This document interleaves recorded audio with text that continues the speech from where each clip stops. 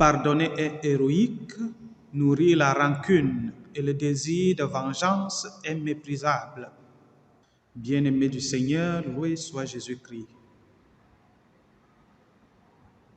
Ce dimanche, l'Église nous propose de méditer les textes du Siracide, de la lettre aux Romains et l'Évangile de Matthieu. Pour ce qui est de l'Évangile, il s'agit du chapitre 18, des versets 21 à 35.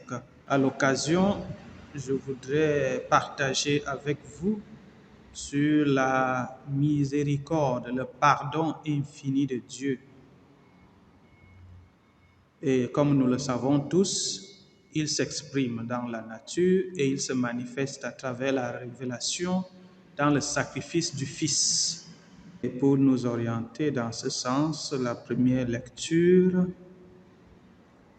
du livre de Siracide nous présente le risque de la rancœur et de la haine.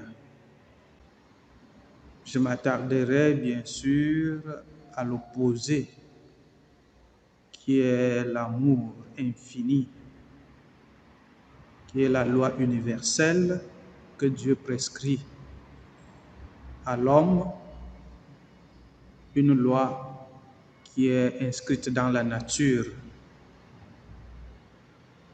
Et pour cela, vu que les relations humaines très souvent sont corrompues par des frictions ou bien par des attitudes étranges, disons cela ainsi, des hommes qui peuvent soit éprouver la jalousie, soit l'envie, soit la haine, surtout la haine à l'égard des autres. Et des fois aussi le désir de vengeance dans des situations d'offense. Et c'est pour ça que Pierre vient demander à Jésus, quand mon frère m'aura offensé, combien de fois dois-je lui pardonner? Et Jésus de dire, je ne te dis pas 7 fois, mais je te dis 70 fois 7 fois. Pour une même personne, essayons d'imaginer si nous sommes en relation avec des millions de personnes et qu'il faut appliquer le 70 fois 7 fois à ces millions de personnes. Cela veut dire qu'on ne vit que du pardon. Il faut vivre pour pardonner. Mais effectivement, il faut approfondir cette réflexion pour comprendre le bienfait du pardon et de la miséricorde, qui sont le fondement ou bien l'attribut principal de l'amour, parce que c'est l'attribut qui permet de réharmoniser les relations. Parce que sans le pardon, il serait difficile de vivre ensemble. Difficile. Ici, je crois qu'il faut repartir de la rancœur que souligne le livre du Siracide et de la vengeance. En réalité, quand on éprouve soit la jalousie, par exemple, ou bien si, étant offensé, on nourrit la rancœur dans son cœur et qui nous porte à un désir de vengeance ou bien de justice dans notre entendement humain. Parce que la justice pour Dieu n'est pas forcément ce que nous appelons justice, nous les humains. Et cela nous fait vivre dans une situation de tension que je qualifie de brûler dans le feu de la rancœur, de la jalousie, du désir de vengeance. Malheureusement, un feu qui consume, pas un feu qui purifie. Et donc, si mon frère m'offense et que je suis incapable de passer par le pardon, je consume dans ce feu de la rancœur, du désir de vengeance. Et ce qui n'est pas bien ni pour ma santé physique, spirituelle en même temps, ni pour les relations avec les autres. Pas seulement la relation avec la personne qui m'offense, mais la relation avec tout le système, parce que si je me laisse entraîner par le désir de vengeance, je ne sais pas comment cela modifie mon attitude et mon comportement vis-à-vis des autres, qui ne dépendent pas pourtant de ce que j'ai subi d'un tel. Désirons-nous vraiment nous laisser consumer par le feu de la jalousie, de la vengeance, de la rancœur, parce qu'on nous a offensés et que cela ait incidence sur les autres? Ou alors il nous semble plus pertinent de pardonner et de passer outre l'offense pour être sûr de maintenir les relations en harmonie. Et si nous voulons trouver la motivation, le pardon étant le principe de l'amour, alors il faut toujours se rappeler, heureusement pour nous qui sommes chrétiens, que le modèle, c'est Dieu lui-même. C'est Dieu lui-même, parce qu'il nous pardonne en son Fils Jésus. Jésus crucifié est celui qui manifeste la miséricorde, c'est-à-dire le pardon infini de Dieu vis-à-vis des hommes. Et quand nous avons choisi d'être chrétiens, nous devons assumer cette proposition. Nous devons l'assumer.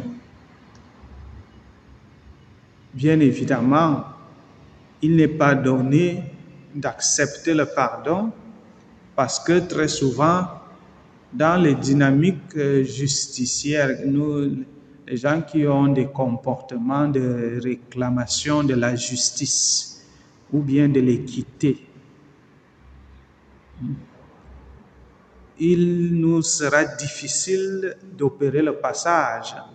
J'avais déjà indiqué dans une autre vidéo que le pardon, et dans ce cas la miséricorde, nous permet de pacifier les relations, les rendre paisibles.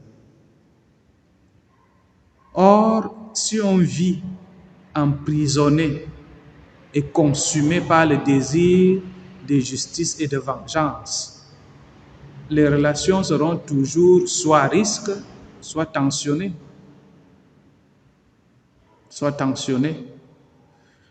Bien évidemment, nous attendrions des oppresseurs ou bien des offenseurs qu'ils adoptent une attitude qui prête facilement au pardon, mais ce n'est pas donné du tout. Surtout dans des situations intentionnelles d'oppression de l'autre. Parce qu'il y a effectivement des personnes qui vivent avec cette intention-là de mettre mal à l'aise les autres, d'offenser les autres, de les opprimer. Mais la dynamique ou bien la proposition qui est portée par la miséricorde est une proposition qui ne vaut pas seulement pour les offensés, elle vaut aussi pour les offenseurs. Ceux qui offensent doivent être prêts à reconnaître les torts et à demander pardon, parce que tôt ou tard, eux-mêmes se trouveraient en situation d'offenser. Donc c'est une proposition qui est orientée vers l'universel. Tout le monde pouvait être humble, suffisamment humble, pour reconnaître ses torts. Ce serait très intéressant de pacifier les relations. Mais vu que les orgueilleux et les fiers, très souvent, ont des problèmes à reconnaître les torts qu'ils commettent aux autres, alors il est toujours mieux pour ceux qui se trouvent en situation de faiblesse d'être disposés à se libérer, parce que le pardon nous libère. Pardon nous libère. Il libère notre esprit, libère notre cœur, notre âme, pour ne pas nous laisser dévorer par le désir de vengeance et de créer le chaos, parce que si on entre dans ce circuit, ça veut dire qu'on restera soit dans la loi du talion, œil pour œil, dent pour dent, ou alors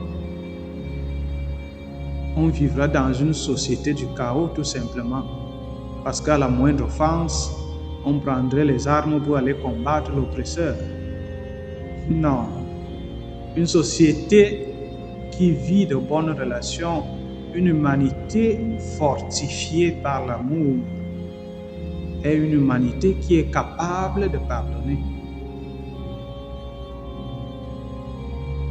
Et c'est pour ça que ce pardon doit être sans limite, pour avoir cette garantie. C'est un peu ça le défi que nous devons relever si nous croyons effectivement en Jésus-Christ. Si nous croyons en Jésus-Christ, nous devons être capables de relever ce défi. Dieu nous a déjà indiqué la voie dans le sacrifice du Fils. Il faut retenir cependant que le pardon est un don au-delà. Un don au-delà de l'offense, un don au-delà de ce que on peut s'attendre, parce que pardonner est héroïque. Pardonner est héroïque. Haïr est méprisable. Bonne journée, bon dimanche, loué soit Jésus-Christ.